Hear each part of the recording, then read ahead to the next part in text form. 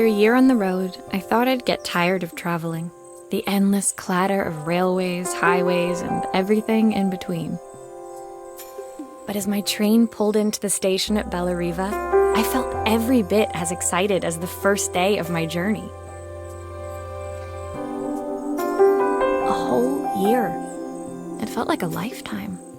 The places I'd seen, the people I'd met, of course, the forgotten treasures I'd given a new lease of life along the way.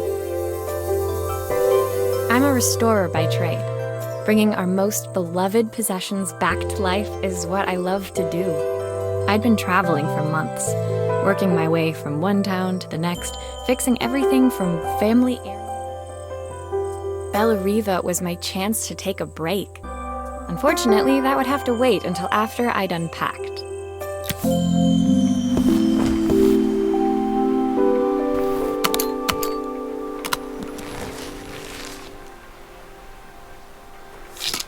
I picked up these sunglasses on my last stop.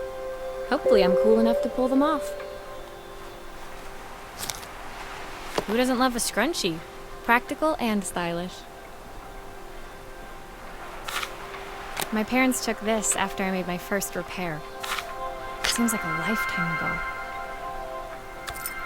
I saw a guitarist wearing these at a show once. Rock and roll repair woman, at your service. My passport. Not many blank pages left now.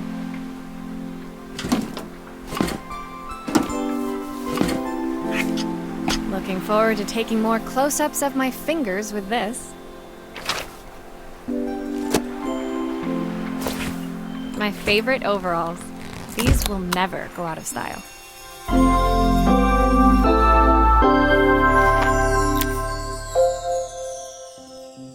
Finally, I'd made it to Bellariva.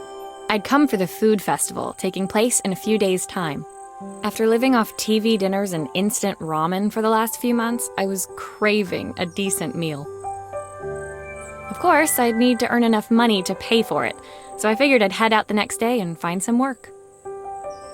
My parents never wanted me to go. They wanted me to stay in their shop and have a simple, stationary life. I knew there was a world out there, beyond the four walls of our antique store, that I had to be a part of. I daydreamed constantly about the weird and wonderful places each of our antiques came from. I loved figuring out their stories, revealing the memories hidden beneath the screws and wires. My story in Bellariva began with a little girl, and a voice she was longing to hear.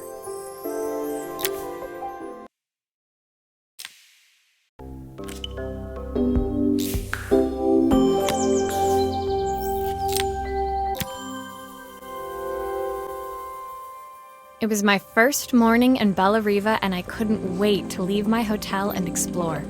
It was a quiet town, its streets and alleyways basking peacefully in the hot morning sun. In the main square, meanwhile, preparations were underway for the festival in a few days' time.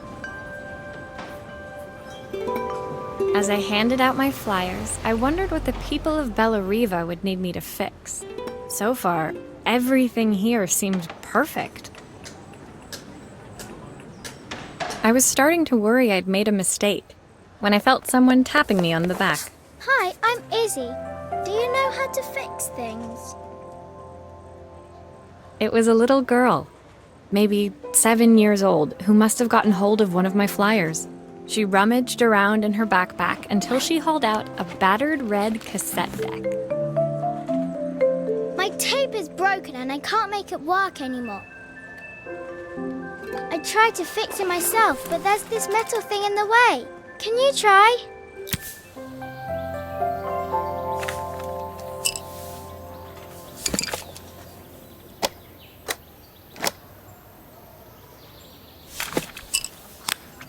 Why did you do that?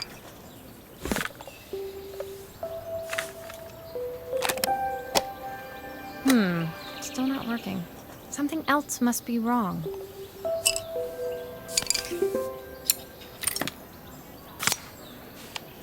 Aha!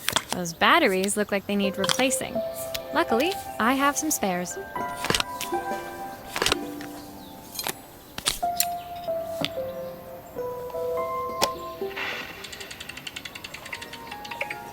Will you dream a dream for me? If I sit by your side and hold you so tight, know that I will always love you, even though we both know that we must say goodnight. Good night, my darling. When it finished, Izzy picked up the tape deck and tucked it carefully into her backpack. Thanks, Maria. You're the best person at fixing things ever. No problem. Who was that singing? They're very good. It's my mum. She's not here anymore. Izzy trailed off. It was the kind of silence a cassette tape would never be enough to fill. When Izzy's friends called for her, she dug deep into her pockets, looking for something to pay me with. Eventually, she produced a grand total of a stick of gum, 3 mismatched buttons, and a yo-yo. I usually preferred a check, but Izzy looked so serious, I wrote out a full receipt. She seemed like a happy kid, but beneath it all, part of her life had been shattered. A part I wouldn't be able to fix.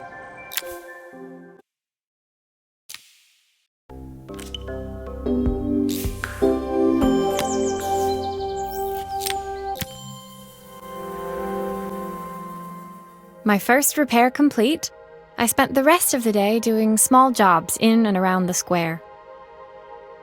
I was exhausted when I got back to my hotel and found a message asking me to make one more visit. The address led me to a quaint little house, a stone's throw from the beach. Bathed in the evening light, it looked beautiful, in spite of its flaking paintwork and chipped tiles. The front door was opened by a harried-looking man, still dressed from a long day at the office. Are you Maria? My name's Joseph. I'm Isabel's father. I'm so sorry she bothered you this morning. Please, come in. I'd like to settle up properly. On the mantelpiece, I saw the remains of a broken statue. Without thinking, I picked up a fragment. Ah, my father's statue. What's left of it, at least. Yet another way I'd have disappointed him. It survived 100 years in this family. But 5 minutes with Isabel and... Do you think you can salvage it?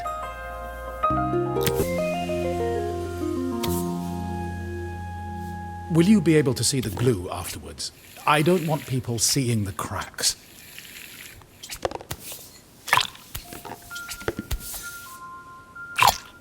Sometimes I think my daughter should come with a warning label.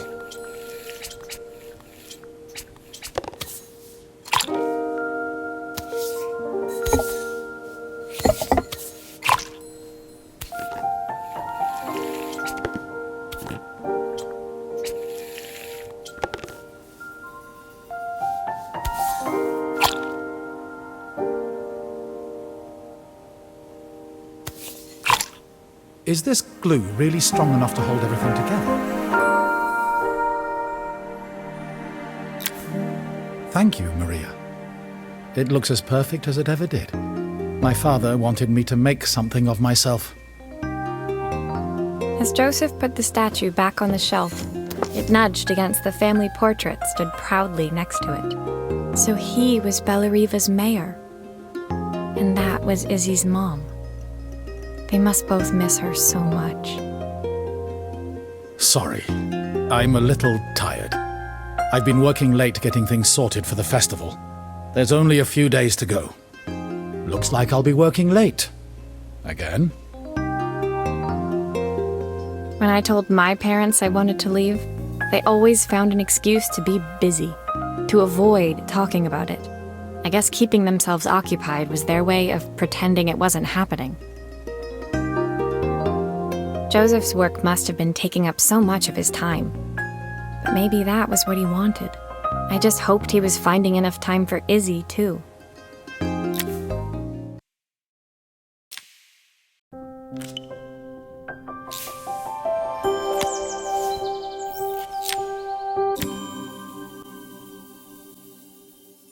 My second day in Bellariva dawned bright and clear. Another beautiful sunny morning. Walking into town, I passed cafes overflowing with customers cradling their morning coffees. I stopped, breathing in the smell of roasted coffee beans and freshly baked pastries. I was about to go inside when the owner of Carmen's, the cafe next door, stopped me. Hello, Maria? Were you here yesterday handing out flyers? I have a job for you. Her place was petite, tucked between its competitors as if hoping they wouldn't notice. Judging by the empty tables inside, though, her potential customers hadn't noticed it either. It's a bit slow today, but we're just getting started. I'm sure it'll pick up soon. As Carmen chatted, she walked over to the counter and returned with an old rotary phone. At least I've got plenty of time to practice my recipe for the festival. It's a new special I've been working on. I was hoping to call my sister for some, seasoning tips, but it won't connect. Can you see if you can figure out what's wrong?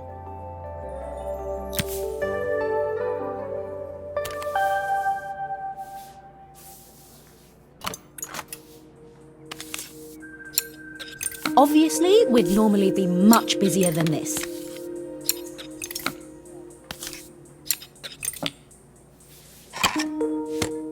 You can fix it, can't you?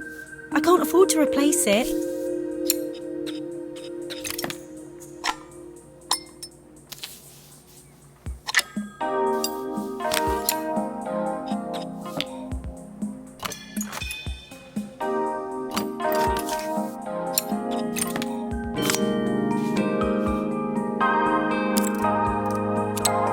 These connections aren't quite right. I should check the wiring.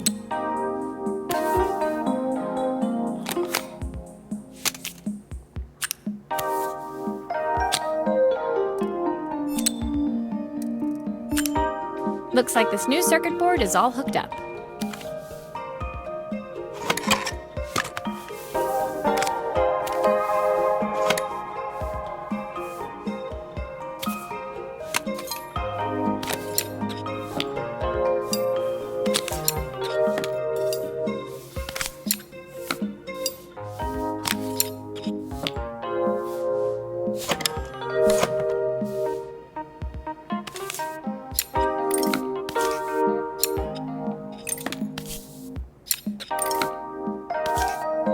I think I've missed a screw somehow.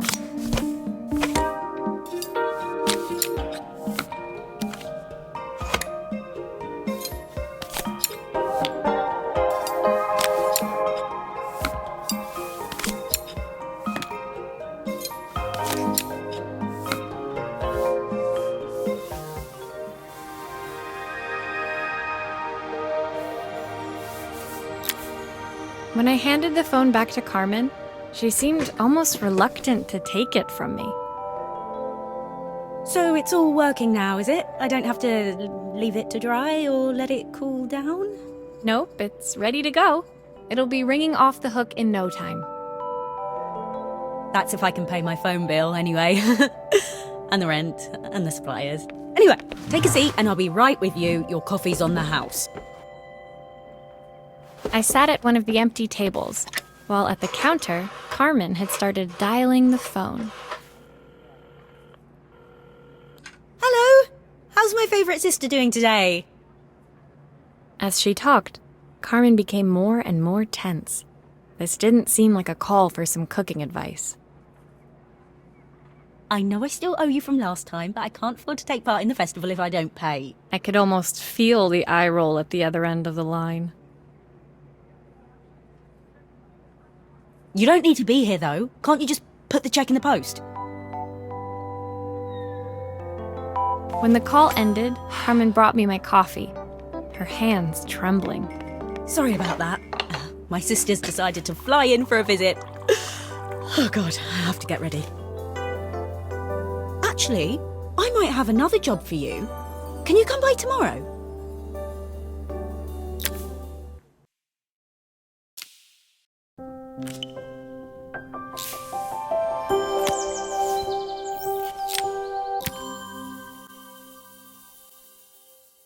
The next day, I'd promised Carmen I'd return to help her get the cafe ready for her sister's arrival. I was about to set out when I received an unexpected call from my hotel's reception desk. Apparently, another guest had asked for me by name. Curious, I took the creaking elevator up to the top floor and made my way to the room number they'd given. I knocked. Are you here about the camera? It's about time. The woman in front of me was immaculate. Not a hair out of place or a crease to be seen. My sister tells me you know how to fix things. I'd usually go to an expert, of course, but in this town... So this was Carmen's sister? The two of them couldn't have been more different. Inside her room, I saw a beautiful reflex camera. Any professional photographer's dream. The viewfinder is completely dark. I can't see anything through it at all. I assume you can figure out what's wrong?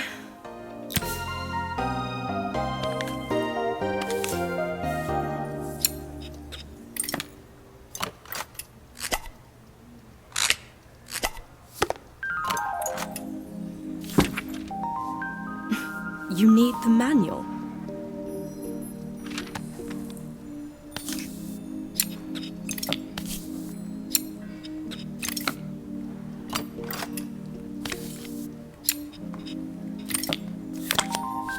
I don't suppose you've fixed anything this valuable before.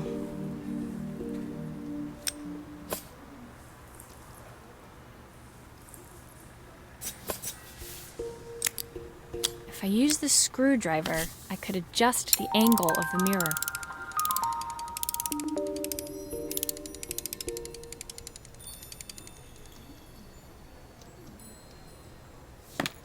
Perfect. Now the viewfinder should be working.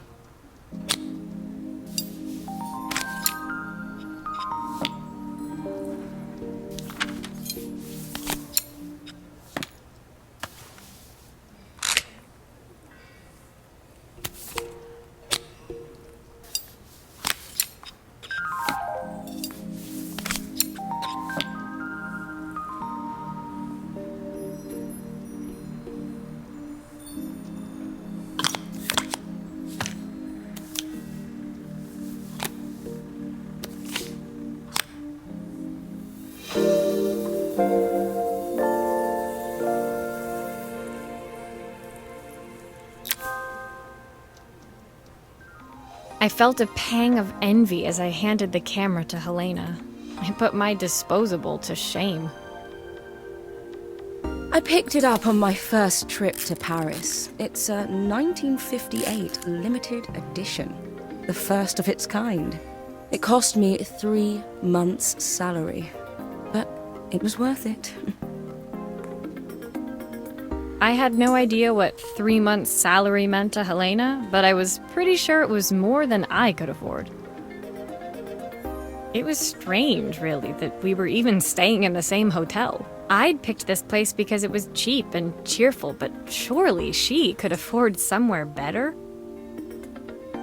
She took some test shots, fiddling with the camera settings until she was absolutely satisfied. This work is immaculate. At least there's one person in this town who knows what they're doing. Sending you to me might be the first thing Carmen's actually gotten right. I wondered why Helena had bothered coming if she thought so little of her sister. I hear nothing from her for weeks, and then when she finally does call me, all she wants is money. If she thinks I'm lending her another penny, she'll have to convince me it's not a total waste of time. That didn't sound good. If Hurricane Helena was about to hit, I hoped Carmen was ready.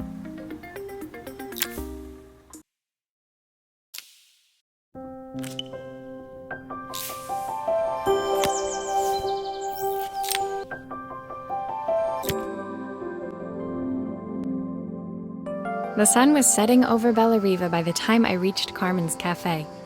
From the outside, it looked as quiet as ever, but inside, I found Carmen cleaning like her life depended on it. Maria!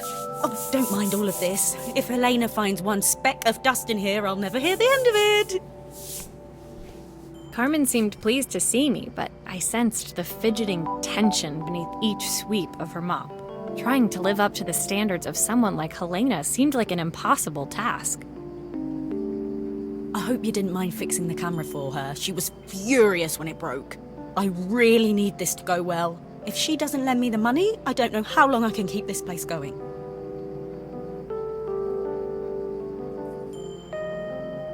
Carmen led me to a back room, where she'd laid out the components of what looked like a neon sign. I had this made when I first opened the cafe, but I'm hopeless. So there was supposed to be a sign outside. This might explain the lack of customers. I'd like to put it up before Helena gets here. Can you give it a try?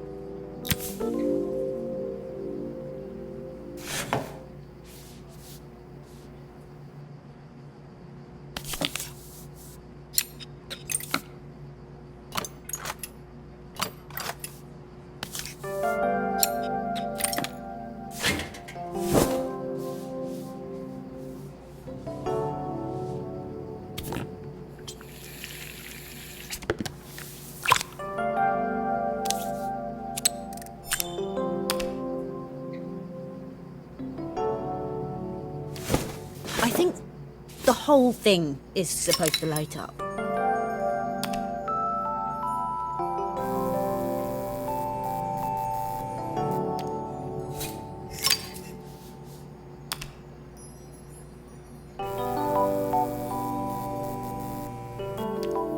I don't know, it's a bit flat. Maybe if it flashes, it'll really catch people's eye. Great idea! I think I have a spare part that could do that.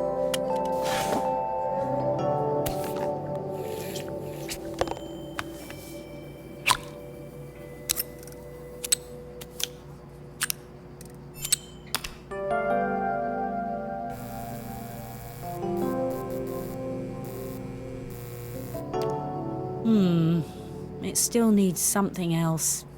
Maybe we can add one of these.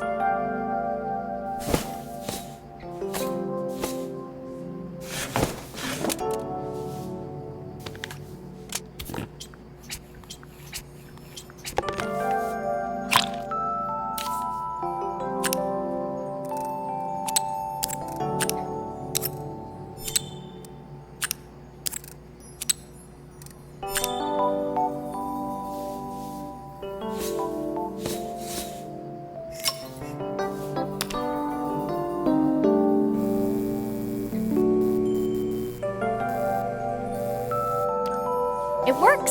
I'll screw everything together again and you'll be set.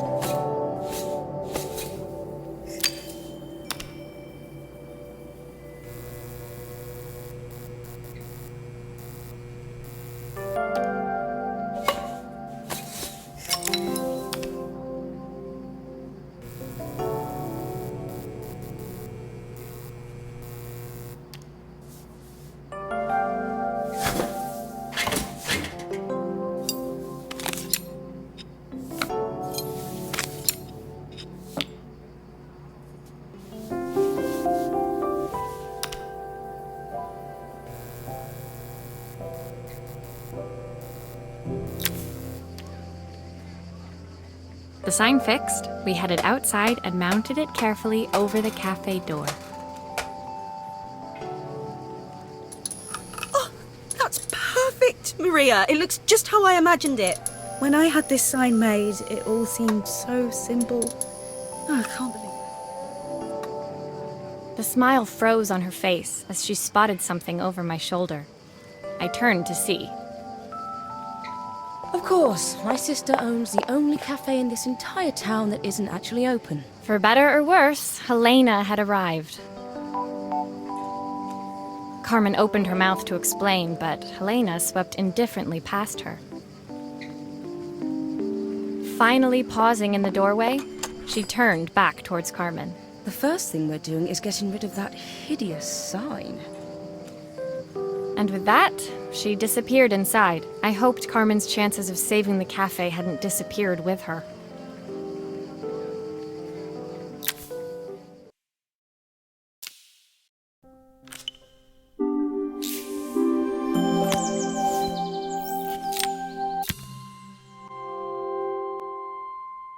It was the day before the festival, and the whole town was busy getting ready. I had more work than I knew what to do with. When Joseph called with another job, I was craving the cool quiet of his and Izzy's seafront house.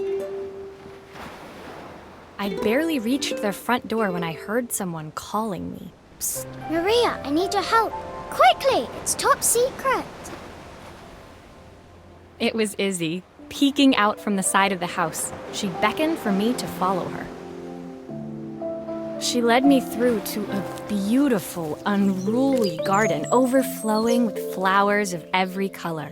Nestled among them was a playhouse, its doorway almost completely obscured by a towering rose bush. You have to squeeze past it and breathe in real small, like this. Izzy took in a big gulp of air and crawled through the gap and into the playhouse. I hadn't planned on crawling in the dirt today, but the life of a repairwoman never did run smooth. On the table inside, there was an electronic toy. Not exactly the usual stock in my parents' antique shop. I had an accident. I didn't do it on purpose or anything, but it won't turn on anymore. Can you fix it for me?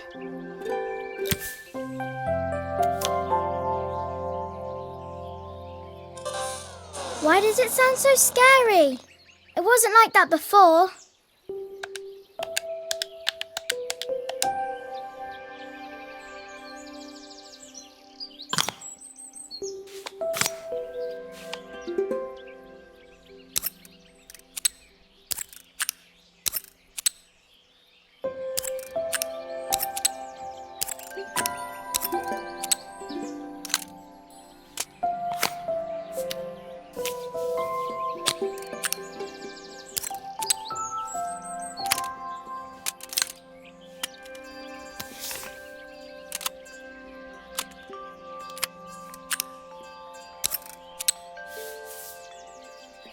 Nothing. Maybe there's an issue with the battery.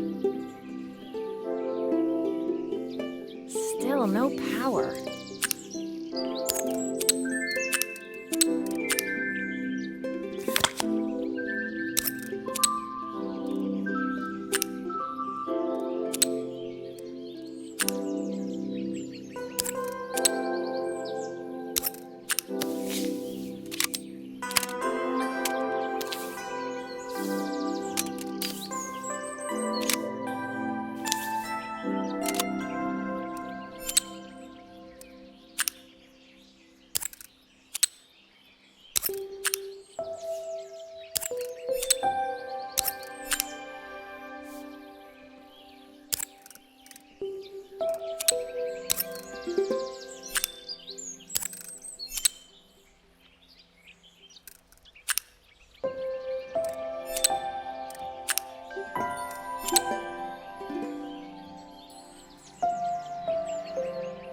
Still no power.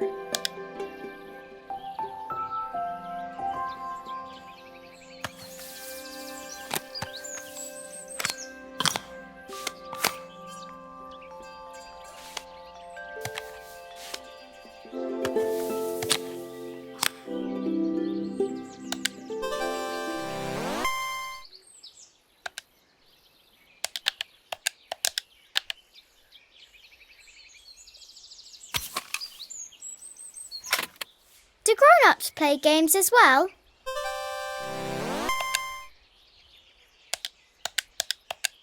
Can you show me how to play? I tried before, but it was so hard.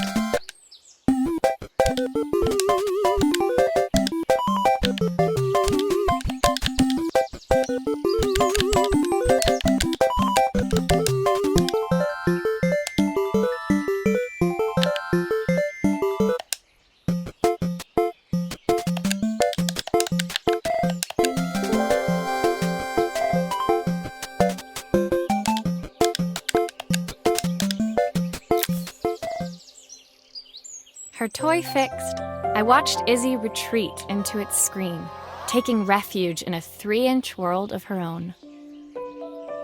Well, I'd better head inside. Your dad is waiting for me.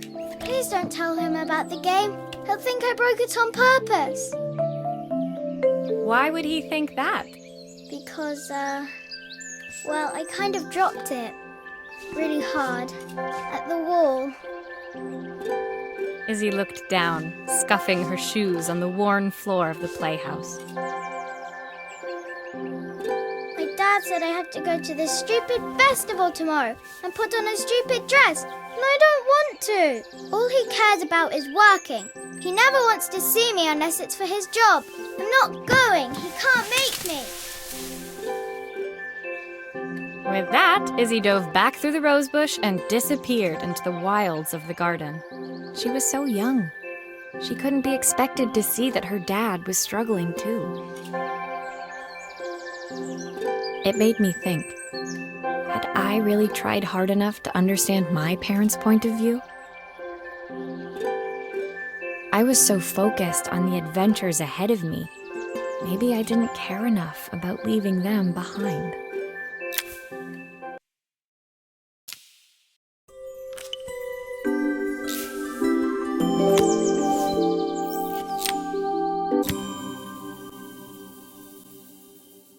Leaving Izzy hiding in the garden, I walked around to the front of the house and rang the doorbell.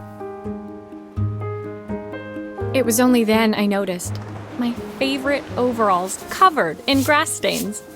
I scrubbed desperately, but it was too late. Maria, what are you doing?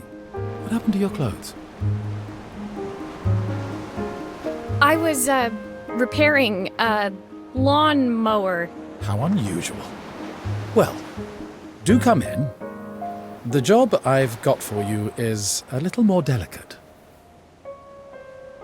Totally embarrassed, I walked into an orderly room filled with papers and ledgers. So this was his office. You must be so busy getting ready for the festival. Are you looking forward to it? Of course. It's traditional for the mayor to judge food from every cafe and restaurant in town. I'll be declaring the best chef in Bella Riva by this time tomorrow. Speaking of which... He unclipped the watch from his wrist and very carefully handed it to me. I'll have a tight schedule to follow, but my watch stopped working a while ago. Could you see if you can make it tick again?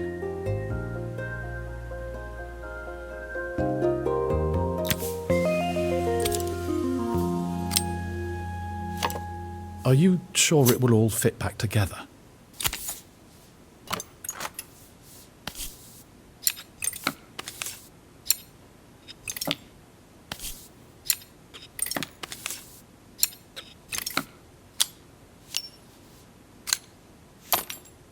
The main plate has completely cracked. I'll need to replace it. The cogs look good, though. If I'm careful, I can reuse those.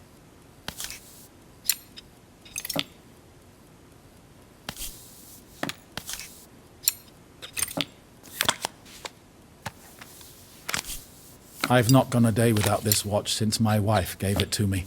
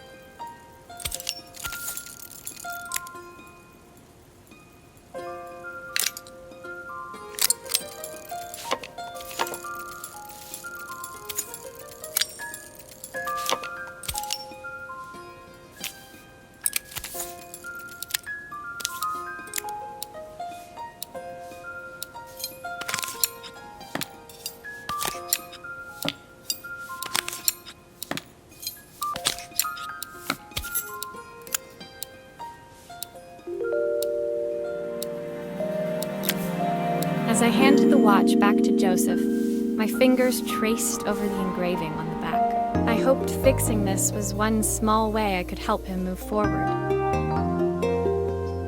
I can't believe it's working, Maria. Thank you. My wife was a brilliant woman. Feeling this ticking on my wrist, it makes me feel like she's still here. Watches measure minutes and hours like they're infinite.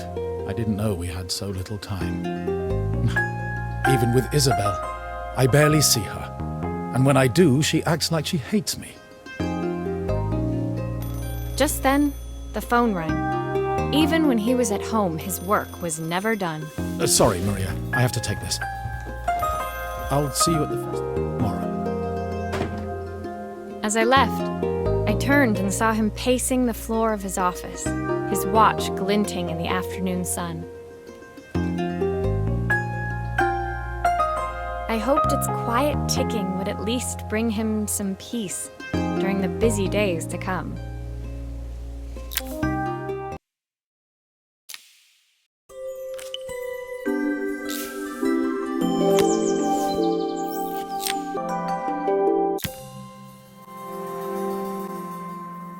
When my last job of the day brought me to Carmen's apartment, the door was opened by someone I didn't expect to see, Helena. Sorry for inflicting this mess on you. Carmen's never seen a knick-knack she doesn't want to buy, apparently. Carmen's apartment was a little chaotic, but totally charming. It was easy to imagine her living in a place like this. It definitely wasn't Helena's style. She seemed more upmarket than flea market. I wondered why she was even here. We're having a clear-out, or at least I am. Carmen's not helping, as usual. There's a market at the festival tomorrow. I'm selling some of these things to make her some money. She says she has nothing when there's all this stuff right under her nose. Helena stepped delicately past the items on the floor and reached down to pick up one from the pile. Look at this slide projector. Our parents treasured it, but Carmen treats it like a piece of junk. Can you take a look?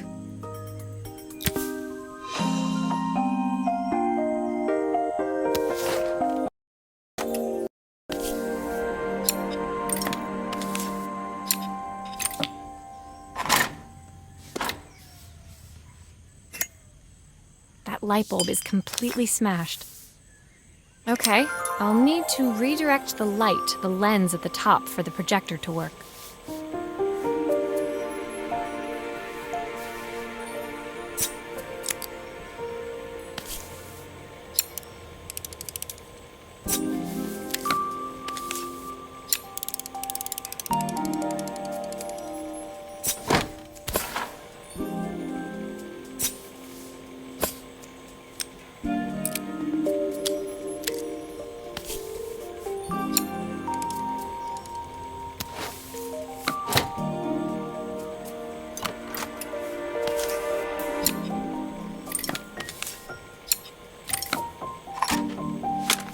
Oh, typical.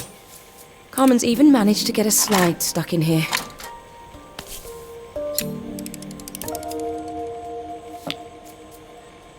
I was so excited when I moved to the city. Carmen, she looks so sad.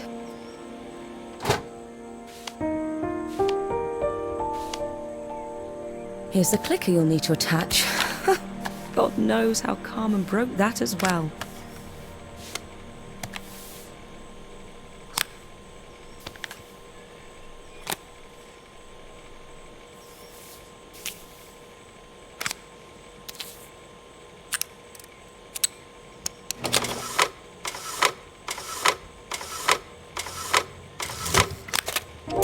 When we were younger, Carmen was always following me around. I suppose she looked up to me. A cool older sister. Still a few parts missing.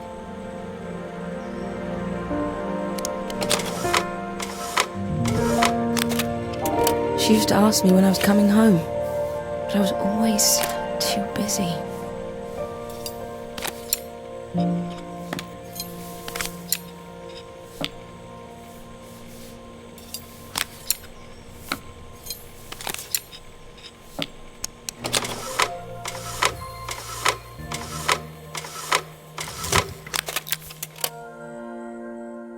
Helena was transfixed, staring at the two young sisters the projector had brought glaringly into focus. I never meant to let her down. But you haven't, have you? You came all this way just to help with the cafe. Plus the money. That's the problem. There is no money. I lost my job a few months ago. My savings are almost gone. I have nothing. Carmen thinks I'll throw my checkbook at her bad decisions and make them okay. But I can't. Not this time. You know, the funny thing is, I came here wanting to tell her the truth. But she's so infuriating. How can I ask her for help when all she cares about is herself? Helena fell silent, shrinking under the gaze of her younger self, projected onto the wall. We drifted so far apart when I moved away. It felt like the only thing keeping us together was my bank balance. I know I have to tell her the truth. It isn't fair. But I already lost everything else. What if I lose her too?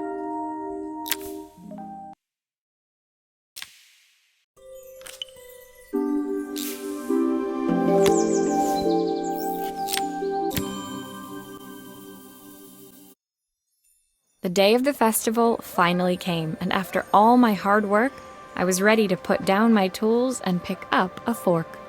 The smell as I entered the main square was incredible.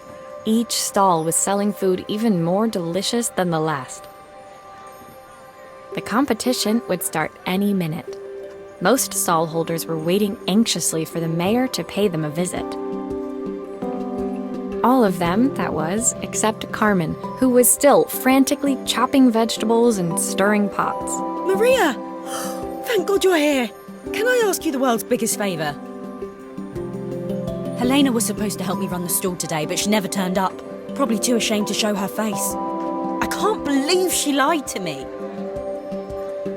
Carmen was stirring so furiously she was in danger of tipping the pot over altogether. The mayor will be here any minute for the judging, but I'm almost out of my special. She wasn't really going to ask me, was she? Not on my day off. I have a stove ready to build and everything. Can you set it up and make me a spare batch?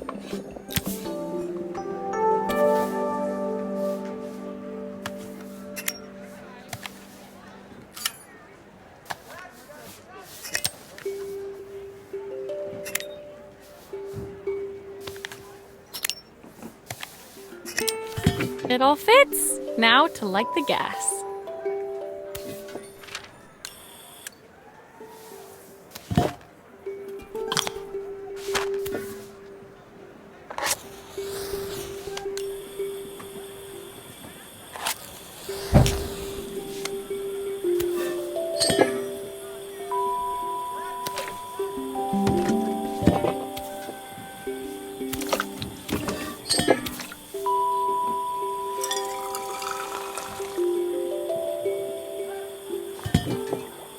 I think that pot is really boiling now. Smells great, if I say so myself.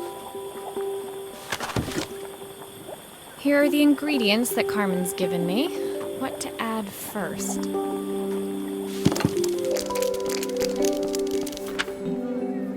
Oh, her recipe is a bit smudged. Never mind, I'm sure whatever I put in will be fine.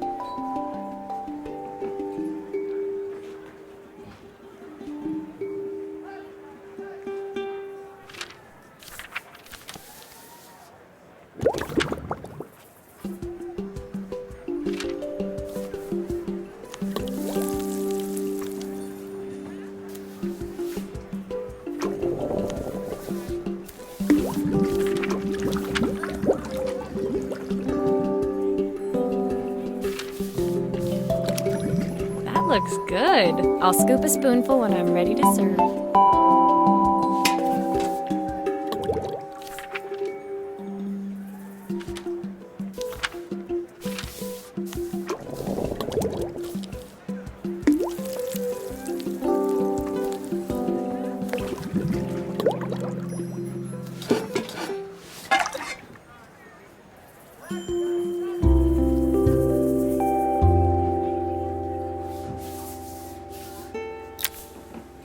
part done, Carmen took over and added the finishing touches.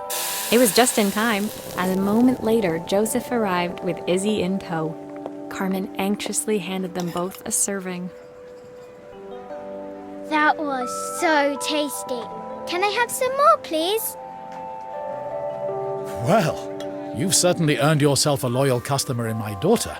We have a few more meals to taste, but so far you are one of the best. Good luck. Joseph and Izzy looked so happy together. Maybe the festival was doing them some good after all. Carmen, on the other hand, seemed annoyed. But why, when it had all gone so well? I wish Helena was here to see this. She's so convinced I'll never succeed at anything. She wants what's best for you. She's just not very tactful about it. Yes, I know. Even when I was a kid, she pushed me when no one else did. I just wish she hadn't lied to me. But then, I've asked so much of her over the years. I never stopped to think how much she actually had to give.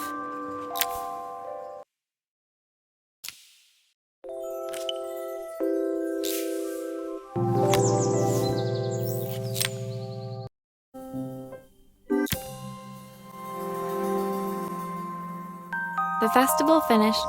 I only had one day left before I had to catch my train and leave Bellariva behind. I couldn't go without saying goodbye to Carmen.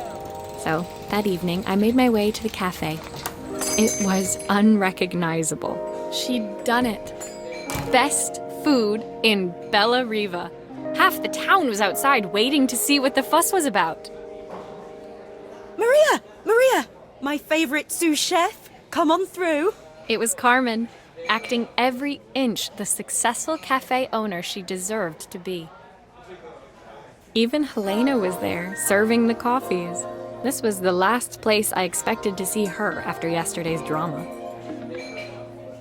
Carmen led me through to a balcony upstairs, where she brought out an old record player.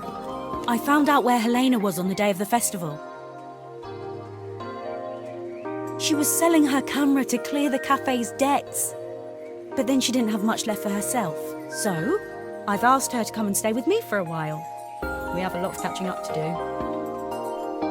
I wanted to give her this, to cheer her up. We listened to it all the time when we were kids. Do you think it has one last tune in it?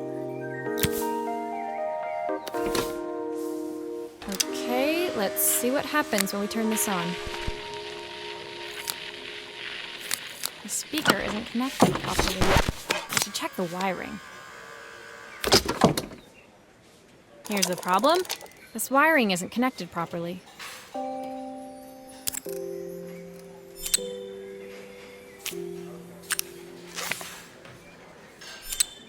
That's the speed dial connected. Now we should be able to change it. I think that should do it. This record should play beautifully. It's spinning the wrong way. How can I get it to play in the right direction? It must be to do with the motor. Let's see if one of these spares can turn things around.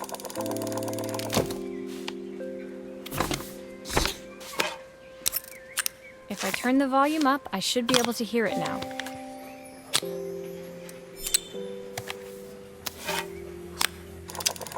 This motor doesn't seem to work. Maybe I'll have better luck with a different one.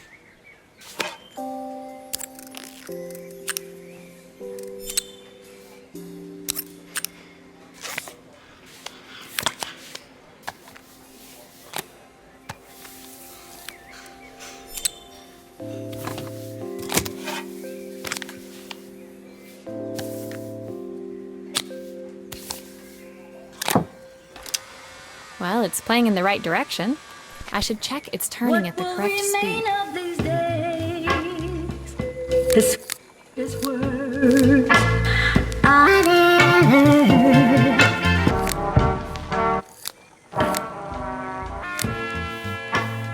what will remain of the smiles, the ones that stole my heart. The record player's crackling tune must have caught Helena's ear, as she appeared a few moments later. Is that my old record player? I can't believe you've kept it all these years, Carmen. Leaning over the music, they looked just like the young sisters the slide projector had preserved all these years, inseparable. Leaning over the music, Carmen told me about your camera. That was a really generous thing to do. I loved that camera, but I love my sister more. Now it's her time to be the person she wants to be. I'm going to stay here with her for a while. Make up for lost time. Carmen and Helena's relationship wasn't suddenly going to be perfect, but they were both prepared to try. And to think, it had all started because of a call Carmen made about some seasoning tips. I guess in the end, maybe it wasn't so hard to just pick up the phone and dial. I hadn't spoken to my own parents in a year. I wanted to hear their voices more than anything. But the silence between us was so cavernous. I didn't know how I'd ever find the words to bridge it.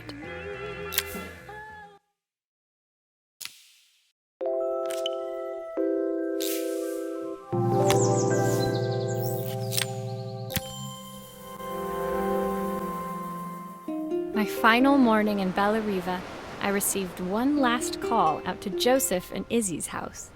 I knew I had to pack, but I figured I could squeeze in one final job before I had to leave. When I arrived, I found Joseph tidying up his wilderness of a garden. The playhouse was already cleared. Inside, I could see Izzy happily testing out her screw-driving skills on the back of her cassette deck. You've made quite the impression. Izzy, tells me she's going to be a repairwoman like Maria. I'm sure she could be anything she wanted if she put her mind to it. She could. She's a brilliant child. Spending the day with her at the festival, I haven't had so much fun in ages. I wanted to give her something before she starts to forget. Inside, the house was transformed, flooded with light and the sounds of the garden. It felt alive again. This would be my last repair in Bella Riva, but it felt like it was the house that had really been restored. It's a music box. It used to play beautifully, but now when I wind it up, nothing happens. I'd love for Izzy to hear it sing again. Can you help?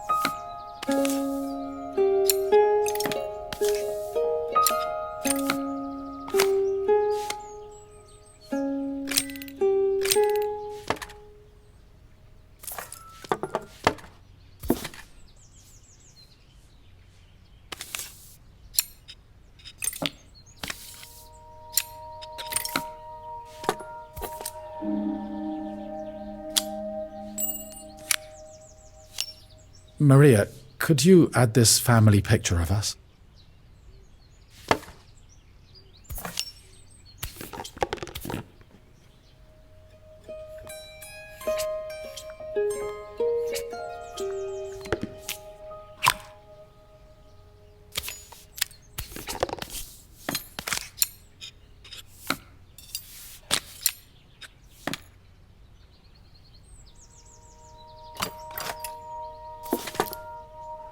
This mechanism is completely broken. I'll need to take it all apart before I can fix it.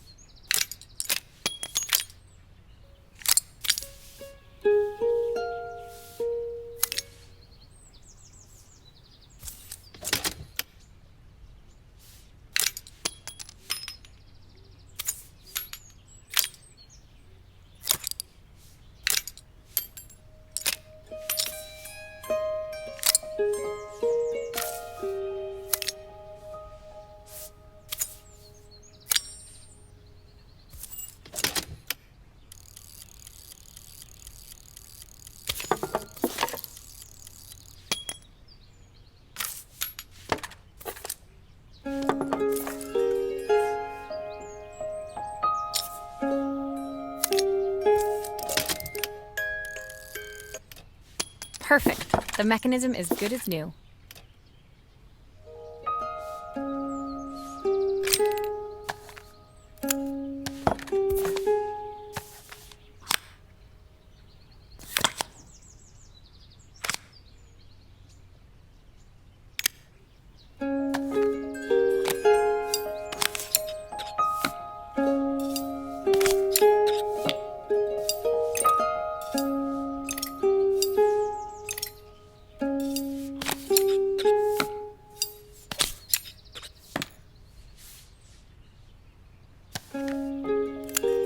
I think that's everything back together again.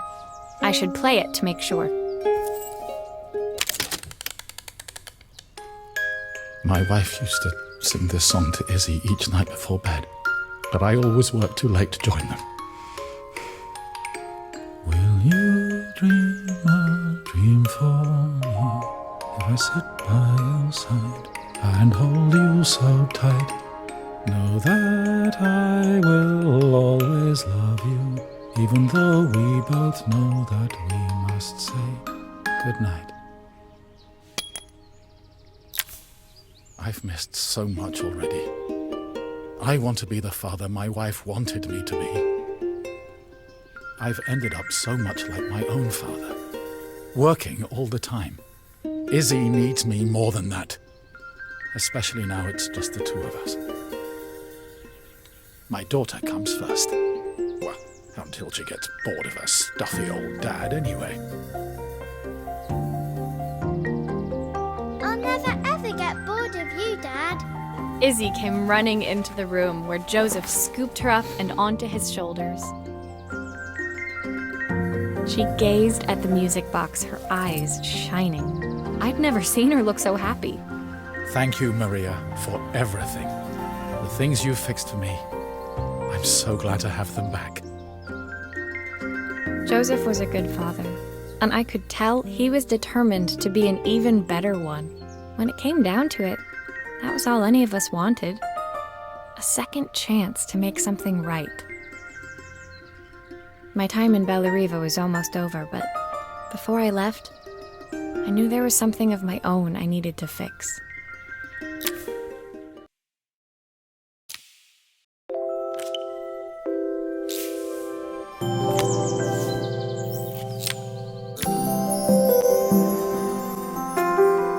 My time in Bellariva was almost at an end. Another chapter finished in a story whose ending I hadn't felt ready to write. The people I'd met, the items I'd restored, they'd taught me so much about what was really important. Pulling out my suitcase from beneath the bed, I remembered the day I stole it from my parents' shop, the day I left. Afterwards, I was too ashamed to call them, to apologize. It was a guilt I'd been carrying around every day since. As I packed, I knew that it was up to me to find a way to lighten the load.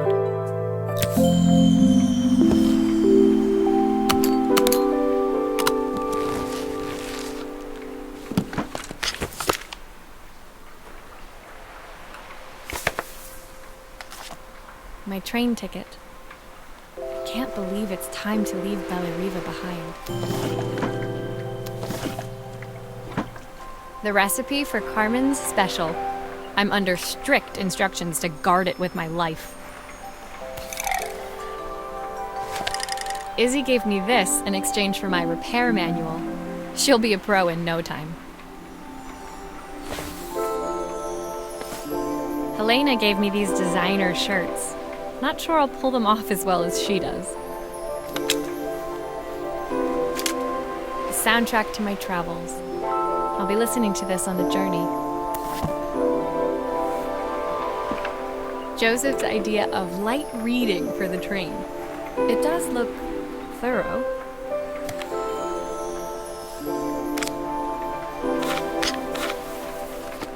My parents would love Bellariva. Maybe I can convince them to make the trip. My suitcase was full, but it was my heart that felt heavy as I made my way to the station. I was sorry to be leaving Bellariva behind. but I hoped that, in my own small way, I'd made a difference. Elena and Carmen's reunion was possible because they'd learned to overcome their differences. Joseph had realized he shouldn't let his grief or his work get in the way of his relationship with Izzy. They'd each learned to see things from someone else's perspective. Maybe it was time I saw things through my parents' eyes. I knew it would be easier to jump on the next train, put even more distance between us, but I finally felt ready to talk to them. I just didn't know if they would feel the same. Did I even remember their number? I wasn't sure until I reached for the phone and it all came flooding back.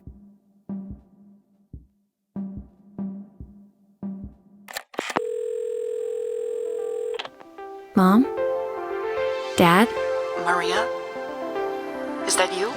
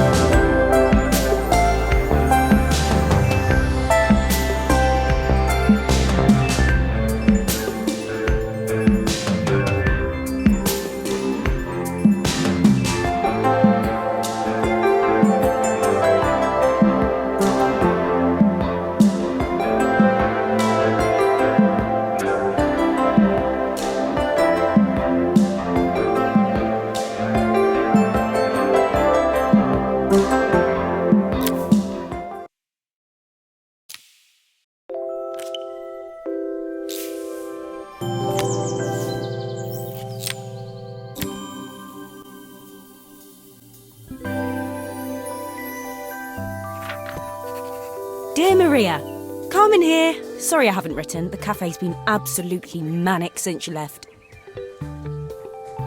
Luckily, I have Helena here to help. You wouldn't recognise her. She's like a new woman. She's always running round, taking orders and making drinks. I even heard her compliment a customer on their outfit. Personally, I draw the line at fluorescent green bowling shirts, but each to their own. It certainly made the customer smile. She misses the city, though. Bellariva's many things, but it's definitely not as chic as she'd like. She said there was a coffee shop near her old apartment where they made coffee with a shape drawn on top. It got me thinking, I'm an award-winning chef. I can figure out how to put a leaf on a cappuccino. A bit of cosmopolitan coffee might be just what Helena needs. Of course, ordering a new coffee machine was the easy part. I wish you could have seen the mess I got into trying to put the thing together.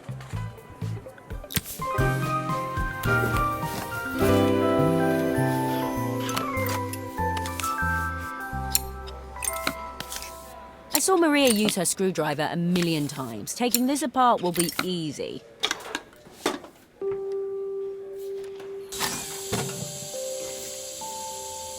These pipes look pretty simple. I should start with them. Oh, I wish Maria was here. She'd know how to put these pipes together. How can there be so much steam? Ugh, I'm getting soaked.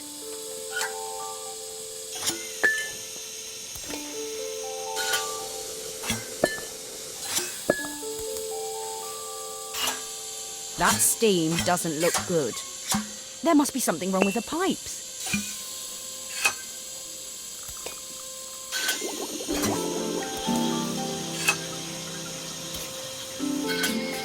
Why is there so much steam?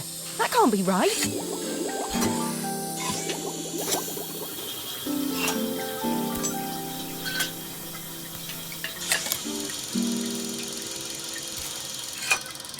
Finally, no more steam.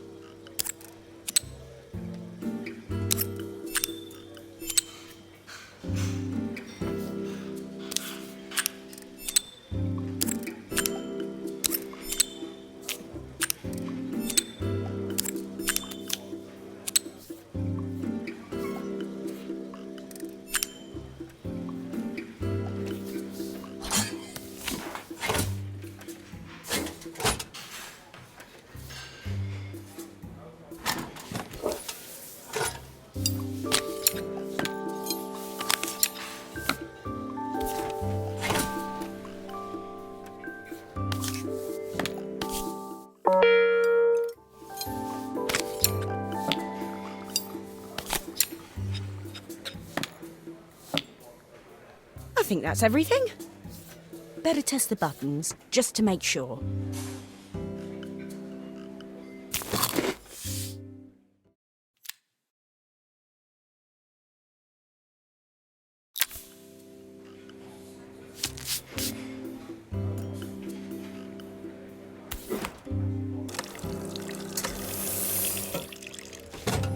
All done.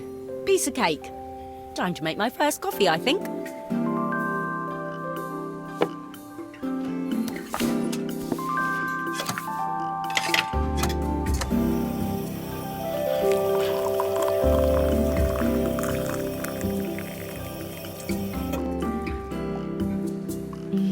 Smells delicious. Now to make it look magical.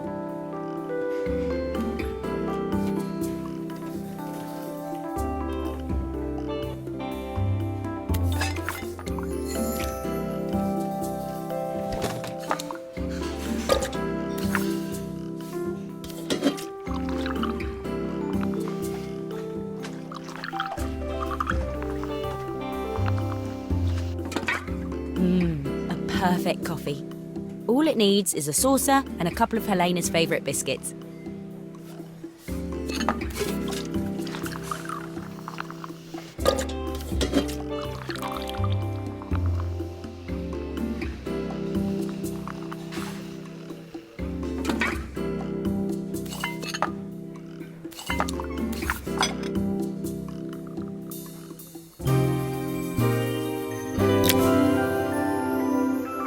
I was feeling more has-been than coffee queen by the time I'd made a drink fit for human consumption.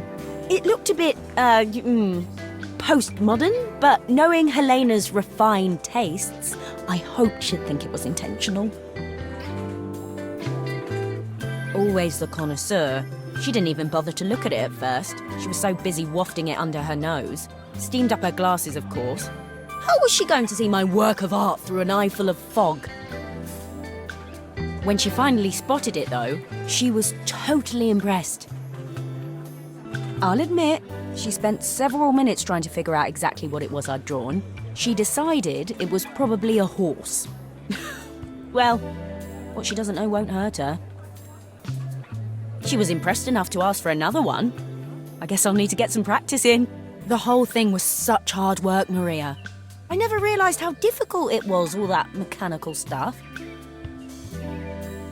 It made me realise how much I have to thank you for, so I wanted to say that now. Better latte than never.